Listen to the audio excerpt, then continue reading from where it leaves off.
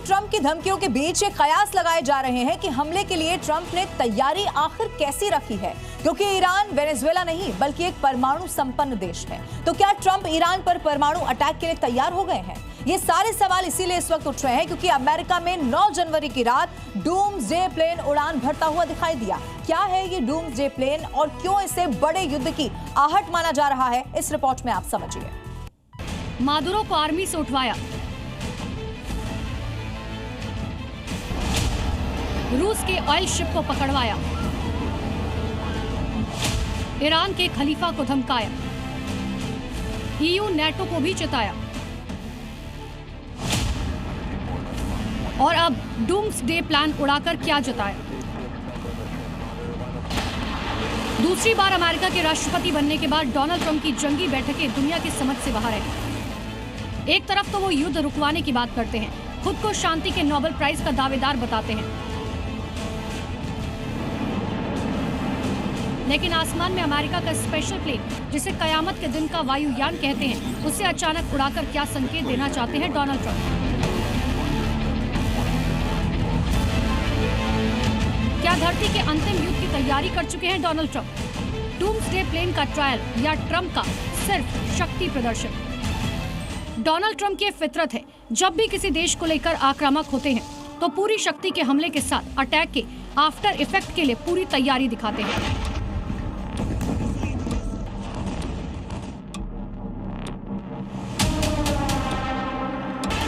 इस फितरत को इन 2 तस्वीरों के साथ समझिए। अमेरिका के एयरस्पेस में उड़ान भरते डूम्सडे प्लेन की 2 तस्वीरें 2 तारीखों के साथ ट्रंप की मेंटालिटी को दिखाती हैं। 19 जून वो तारीख है जब ट्रंप ने ईरान पर तगड़ा अटैक किया था। इसके बाद डूम्सडे प्लेन अमेरिका के आसमान में नजर आया था। वही अब सीन 9 जनवरी को नजर आया, जब वेनेजुएला के राष्ट्रपति निकोलस मादुरो को लेकर दुनिया के कई देश अमेरिका की आलोचना कर रहे हैं। लेकिन ट्रंप दुनिया के दूसरे सुपर पावर्स को सुनने की बजाय अपने एयर स्पेस में अमेरिका का मोस्ट एडवांस और सेफ एग्जिट प्लेन का ट्रायल लेते हुए दिखाई दिए। तो क्या ये सिर्फ ट्रंप का शक्ति प्रदर्शन है या फिर कोई और प्लान? सबसे पहले इसे डूम्सडे प्लान के बारे में जानिए। ये अपने आप में एक बड़ा संकेत है ट्रंप के नेक्स्ट प्लान का। अमेरिकी जेट का मॉडल है E-4B। ये बोइंग 747 का स्पेशल मॉडल है जिसका नाम है नाइट वॉच। इसे एटम बम और इलेक्ट्रोमैग्नेटिक पल्स से बचाव के लिए डिजाइन किया गया। डेट में 3 डेक है, जिसमें ब्रीफिंग रूम, वॉर रूम और कम्युनिकेशन रूम है। इसमें राष्ट्रपति के साथ 110 लोग सवार हो सकते हैं। यह आपात स्थिति में बिना तेल भरे 12 घंटे आसमान में रह सकता है।